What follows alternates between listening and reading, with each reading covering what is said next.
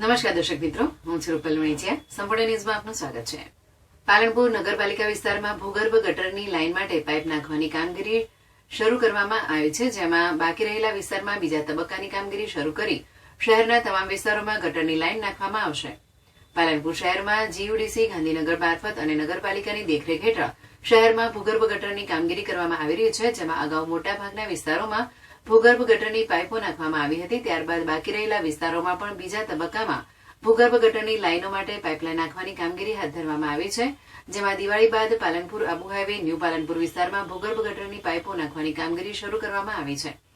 આ અંગે પાલિકા પ્રમુખ જીમનલાલ સોલંકી, ઉપપ્રમુખ નાનજીભાઈ દેસાઈએ જણાવ્યું હતું કે પાલનપુરના ધારાસભ્ય અનિકેતભાઈ ઠાકરના હસ્તે ખાતમુહૂર્ત કરાયા બાદ ભૂગર્ભ ગટરની લાઇનો નાખવાનું કામ શરૂ કરવામાં આવ્યું છે, જેમાં બાકી રહેલી સોસાયટીઓમાં પણ ગટરની લાઇનો નાખવાનું શરૂ કરવામાં આવ્યું છે, તેમજ યોગ્ય પ્રકારે કામગીરી થાય તે માટે પાલિકા દ્વારા તેના પર સંપૂર્ણ દેખરેખ રાખી કામગીરી કરવામાં આવી રહી છે.